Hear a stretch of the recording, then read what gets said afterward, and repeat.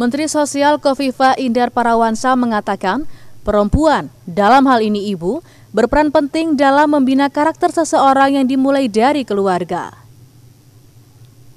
Dengan segala keunggulannya, ibu juga bertanggung jawab dan berperan penting dalam membina karakter generasi penerus bangsa. Ibu itu sebetulnya adalah ibu bangsa. Ketika seorang ibu hamil, maka akan ada proses intrinsik di dalam diri seorang ibu. Apa yang menjadi kegalauan-kegalauan, sebaliknya kedamaian-kedamaian itu akan terfotokopi secara langsung. Kalau saya sebut be yourself and do the best, saya ingin sampaikan kepada ibu-ibu di negeri ini. Ibu-ibu punya keunggulan kompetitif dan punya keunggulan komparatif, hanya banyak di antara mereka yang belum bisa mendeteksi untuk mengaktualisasikan potensinya. Ada ibu-ibu yang tidak tahu bahwa dia punya kemampuan. Tugas kita melakukan sapaan dan pemberdayaan seluruh potensi efektif mereka. Menteri Sosial Khofifah juga menegaskan potensi ibu sebagai pendidik keluarga dalam menangkal radikalisme.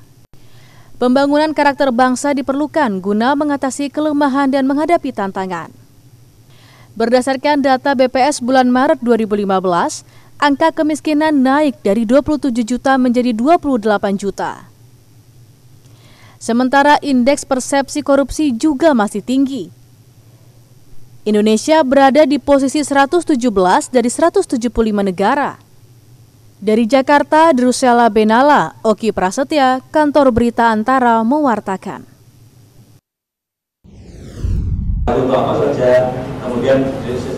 Menegakkan integritas melalui dunia pendidikan dapat terwujud bila semua pihak terkait bergerak bersama melawan ketidakjujuran.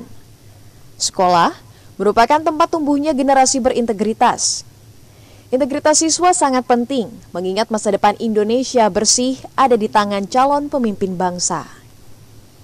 Hal ini diungkapkan oleh Menteri Pendidikan dan Kebudayaan Anies Baswedan saat menemui pimpinan Komisi Pemberantasan Korupsi Agus Raharjo di Gedung KPK Jakarta Selasa pagi.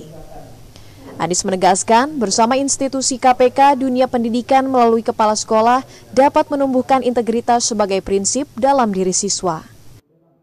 Dunia pendidikan kita ingin secara sistematis dan sistemik menyiapkan anak-anak untuk berintegritas. Kita mulai dengan ada ukurannya di ujian nasional. Bukan saja nilai akademik, tapi nilai integritas. Nah, tentu ini harus ditumbuhkan dalam keseharian.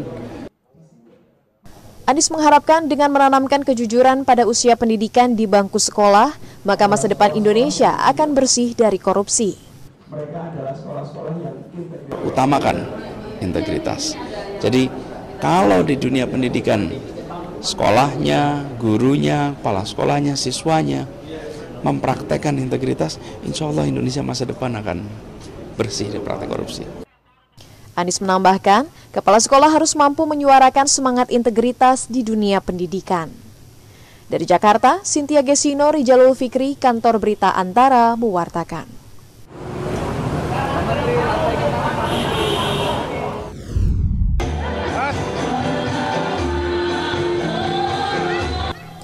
Ribuan pedagang yang sehari-hari berjualan di Pasar Legi Parakan melakukan boyongan massal untuk menempati pasar baru.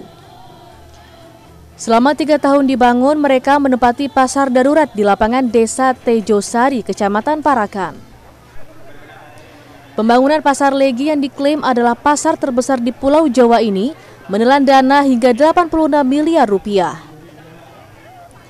Dana itu bersumber dari pusat investasi pemerintah. Luas bangunan pasar ini 3 hektar. Selain konstruksi bangunan modern, juga dilengkapi dengan 16 CCTV untuk memantau keamanan dan eskalator. Di pasar baru ini terbagi menjadi 2 lantai dengan jumlah kios dan los mencapai 3.000. Dengan jumlah itu, mampu menampung semua pedagang, termasuk para PKL yang dulu berada di luar. Bupati Temanggung Bambang Soekarno berharap dengan pasar baru itu, para pedagang dapat berjualan dengan tertib dan nyaman. Pasalnya, bangunan pasar yang dulu dibangun pemerintah Hindia Belanda ini kondisinya sangat memprihatinkan. Terlebih-lebih pada musim hujan, hampir seluruh los dan kios digenangi air, serta sampah berserakan hingga menimbulkan bau tidak sedap.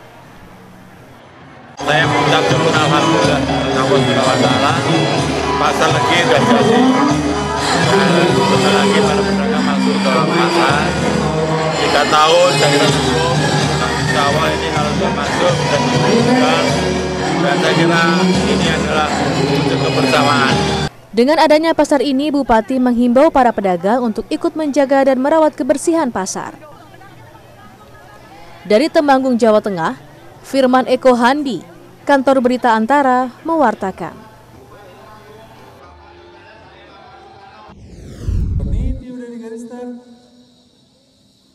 Menyambut Hari Juang Kartika ke-70 dan HUT Divisi Infanteri 1 Kostrat ke-50, Ikatan Sport Sepeda Indonesia isi Provinsi DKI Jakarta bersama Divisi Infanteri 1 Kostrat menggelar kejuaraan balap sepeda bertajuk Kriterium Piala Infanteri Sabtu 19 Desember 2015 di Markas Komando Kostrat Cilodong, Depok, Jawa Barat. Kejuaraan ini diikuti oleh 750 peserta yang terdiri dari 500 peserta TNI dan Polri, 57 atlet sepeda nasional, dan hampir 200 peserta dari penggemar olahraga sepeda dari berbagai klub maupun komunitas sepeda. Mereka memperebutkan gelar juara dengan total hadiah senilai 70 juta rupiah. Panglima Divisi Infanteri 1 Kostrat, Mayor Jenderal TNI Sudirman, berharap melalui lomba sepeda ini dapat mencari bakat dari para peserta untuk menjadi atlet sepeda nasional. Tujuan acara ini yang pertama kita sebenarnya memperingati hari ulang tahun infanteri tanggal 19 Desember hari ini. Kemudian yang kedua tanggal 22 kita ulang tahun Divisi Infanteri 1 Kostrat.